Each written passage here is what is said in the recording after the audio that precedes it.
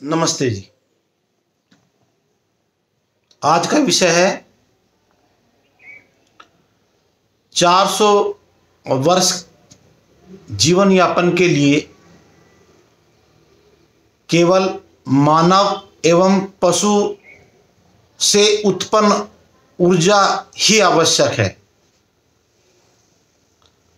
यदि आप वर्तमान में जो ऊर्जा का हम ग्रहण करें, जैसे विद्युत इलेक्ट्रिसिटी जो कहते हैं, वो कोयले से बनती है, डीजल पेट्रोल से बनती है। हमारे वाहन चलते हैं उसी से, डीजल पेट्रोल से। तो ऊर्जा का हम भरपूर उपयोग कर रहे हैं। आधुनिक विज्ञान को न तो ऊर्जा का मालूम है वह क्या होती है, उसकी परिभाषा क्या है, विद्युत क्या है, ऊर्जा, और ना विद्युत के बारे में उसको कोई जानकारी है। और वो स्वीकार भी करते हैं। आइंस्टीन के बाद रिचर्ड पी फाइनमैन एक साइंटिस्ट हुए, स्वीकार करते हैं कि हमें ना ऊर्जा के बारे में मालूम है और ना हमें विद्युत के बारे में मालूम है। अब हम उपयोग भरपूर कर रहे हैं। अब उसका पहले उपार्पण समझ लेते, ऊर्जा क्या है। जो इस सृष्टि में इलेक्ट्रॉन में जो वाइब्रेशन हो रहे हैं, वाइब्रेशन रूप ही है इलेक्ट्रॉन। फोटोन भी वाइब्रेशन रूप ही है। तो जो वाइब्रेशन हो रहे हैं वे वेद छंदों के हो रहे हैं। जैसे बोला अपन, ओम तत्सवितुर्वरेण्यं भर्गो देवस्य धीमहि धियो यो न प्रचोदयात्। तो ये मंत्र मैंने बोला, तो इससे प्रकृति में स्पंदन करता है परमात्मा। परमात्मा सर्वव्यापक है और इस सृष्टि के जो मूल तत्व है वो है संस्कृत की वर्णमाला के 63 अक्षर। तो परमात्मा सभी में, सभी अक्षरों में व्यापक है और वहीं अक्षर रूप पदार्थ में वो स्पंदन करके एक इलेक्ट्रॉन का निर्माण करता है। और इलेक्ट्रॉन बनाने में कैसे इलेक्ट्रॉन बनता है, महर्षि ऐत्रेय महिदास जी ने ऐत्रेय ब्राह्मण ग्रंथ लिखा है और उसको डिकोड किया है आचार्य अग्निहोत्र नैष्ठिक जी ने। तो ये एक इलेक्ट्रॉन बनने में, अच्छा उल्टी दिख रही क्या, ये वेद विज्ञान आलोक जो है, ये इतनी बड़ी बड़ी 12 किलो वजन है, चारों पुस्तक इसमें लिखा इलेक्ट्रॉन बनने में। और एक इलेक्ट्रॉन बनने में महाभारत से बड़ा कार्य है एक इलेक्ट्रॉन बनाने में। इतनी परमात्मा को जो है इतनी जटिलताओं के साथ, उसके लिए जटिल नहीं है पर मानव के लिए तो बहुत जटिल है। उसमें एक इलेक्ट्रॉन बनने में 360 से लेकर के और 480 तक वेद की रचनाएं हैं का उनका स्पंदन है, अक्षर रूप पदार्थ। अब जैसे मैंने एक गणना आज की है, जो इलेक्ट्रॉन की गति है वो 2200 किलोमीटर प्रति सेकंड है आधुनिक विज्ञान के अनुसार। यदि मैं 5 रुपये यूनिट मानूं और अपने इलेक्ट्रॉनों को इतनी एनर्जी दूं जिससे वो इलेक्ट्रॉन घूम सके अपने चारों तरफ, तो 2.25 करोड़ की विद्युत खपत हो रही है, 2.25 करोड़ की। अब मैं थोड़ा सा और नजदीक चलते हैं अपन। अब ये 100 वाट का बल्ब है, अपने घर में सभी में लगा रहता है 100 वाट का, ठीक है ना। तो उसमें इलेक्ट्रॉन के कितने स्पंदन हैं, कितने इलेक्ट्रॉन के स्पंदन है उसमें। एक 100 वाट के बल्ब में अब उसके लिए आपको 9वीं 10वीं का विज्ञान जानना पड़ेगा। एक इलेक्ट्रॉन पर जो विद्युत आवेश होता है, जिसको चार्ज कहते हैं, वो होता है 1.6 इंटू 10⁻⁻19 कूलाम। एक कूलाम जो है, इनके वैज्ञानिक हुए हैं, और वैज्ञानिक उसी को कहते हैं जो विज्ञान जानता है, और विज्ञान वो जानते ही नहीं है, पर चलो हम भी उनको वैज्ञानिक कह रहे हैं। तो एक इलेक्ट्रॉन पर कितना चार्ज है? 1.6 इंटू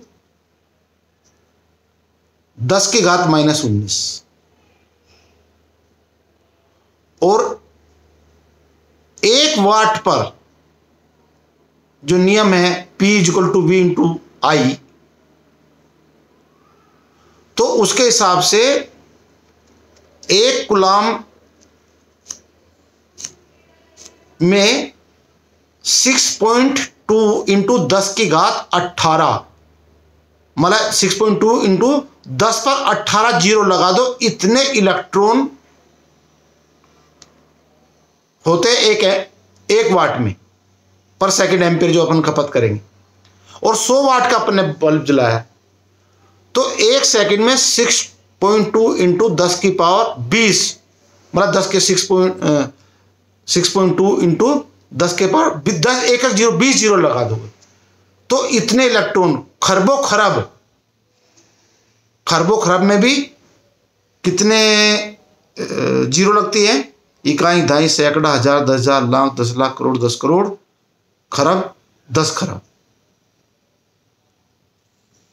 मतलब खरब में 1 के आगे 9 जीरो लगेंगे।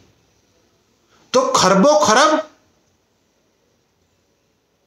18 एक कूलाम में, तो 100 वाट के बल्ब में 6.2 इंटू 10⁻20 इतने इलेक्ट्रॉन हमने खपत कर दिए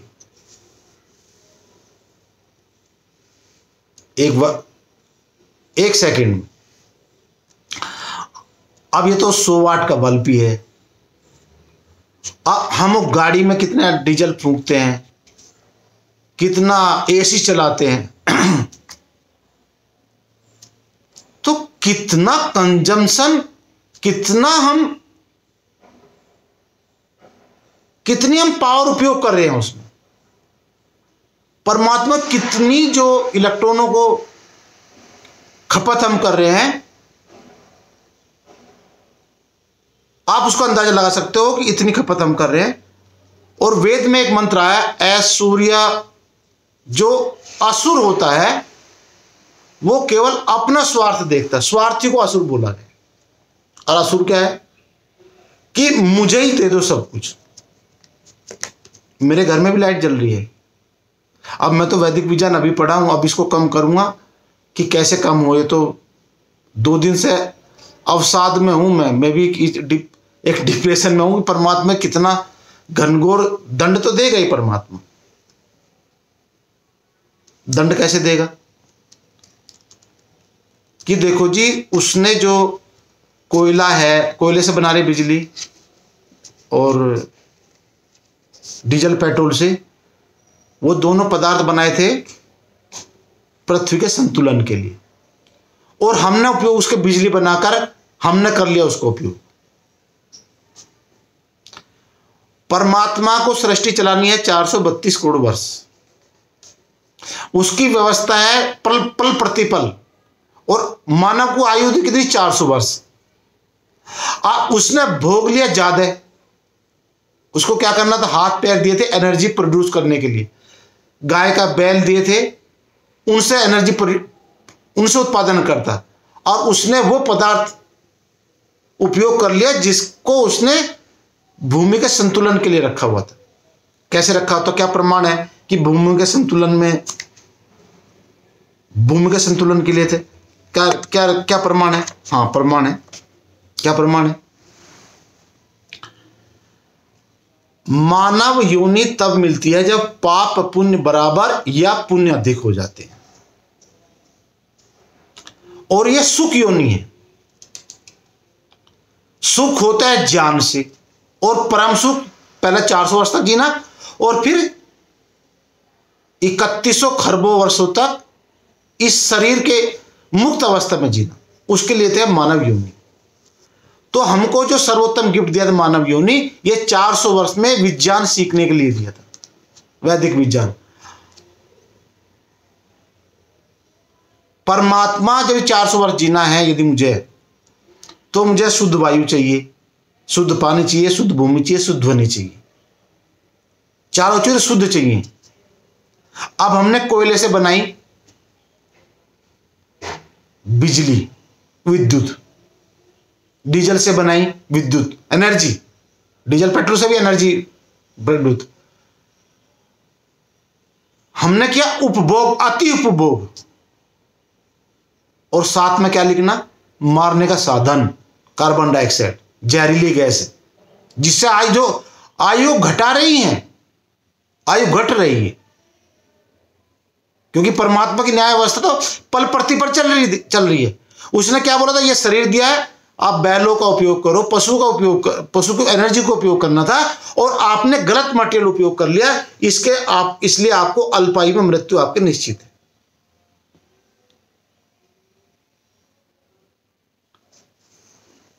अब हमारे जो ऋषि, पुरातन ऋषि हैं, महादेव, शिव जी, महर्षि ब्रह्मा जी, महर्षि भारद्वाज, जो हमारे ऋषि परंपरा है, वो जो आज के आधुनिक विज्ञान ने ये इलेक्ट्रिसिटी जो खोज की है, ये उनको सब पता ही था। उनको तो उन्होंने इससे बिजली नहीं बनाई थी, उन्होंने इससे नहीं बनाई थी, उन्होंने बनाई थी पशु, बैल से।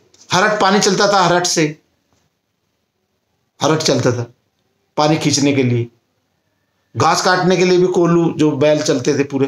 भाई आज से 400, आधुनिक विज्ञान तो 400 वर्ष ही हुआ है आए, और सृष्टि तो 196 करोड़ साल वर्ष पुरानी है। तो तब से हमारे ऋषि परंपरा में राम भी कभी जीवन आया, मर्यादा पुरुषोत्तम राम भी जीवन जिया है, महाराजा श्री कृष्ण ने भी जीवन जिया है। इतने महारथी यहाँ आके चले गए हैं, सारे ऋषि चले गए, तो उन्होंने तो वैभवशाली से वो जिए हैं ना। वो तो वे तो कहते धनेर सुख तो बनाना, तो कोई गरीबी में थोड़ा जी के गए हैं।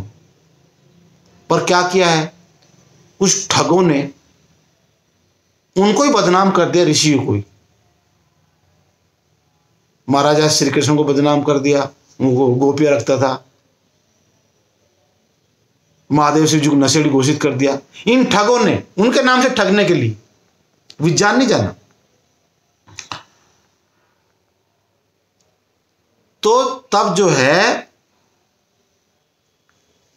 हमारे पास पूरे साधन हैं। यदि 400 वर्ष जीना है, शुद्ध ऑक्सीजन चाहिए, शुद्ध भूमि चाहिए, शुद्ध हवा चाहिए, और शुद्ध ध्वनि चाहिए। ध्वनि, शुद्ध ध्वनि की क्यों बात कर रहा हूं? क्योंकि जो मेरा शरीर बना है, यह समस्त जो वायु जो दिख रही है, नहीं दिख रही है, वो समस्त जो पदार्थ बने वो वेद के छंदों से बने, संस्कृत भाषा से, संस्कृत। तो यदि हम हिंदी भी बोल रहे हैं, दूसरी भाषा बोल रहे हैं, उससे प्रदूषण हो रहा है, ध्वनि का प्रदूषण हो रहा है। यदि 400 वर्ष जीना है तो हमें संस्कृत बोलना अनिवार्य है। अच्छा जी, वैदिक विज्ञान कैसे सीखा जाएगा? यह सीखा जाएगा जब हम अष्टांग योग का पालन करेंगे और ऋषियों का ग्रंथ पढ़ेंगे जो समाधि अवस्था में गए हैं। समाधि अवस्था में जिन्होंने मूल पदार्थ को देखा, वायु को देखा, वायु तत्व को, जो आधुनिक विज्ञान है अग्नि तक पहुंचा है। अग्नि मतलब इलेक्ट्रॉन, प्रोटॉन और क्वार्क आदि तक पहुंचा है वो। उससे जो पहले 7 पदार्थ बन चुके हैं उनको वो जानता ही नहीं है। उनके जानने के लिए अष्टांग योग का पालन करना अनिवार्य है। और उसमें क्या है? सत्य, अहिंसा, अपरिग्रह। और आधुनिक विज्ञान का तो अष्टांग योग से कोई मतलब ही नहीं है।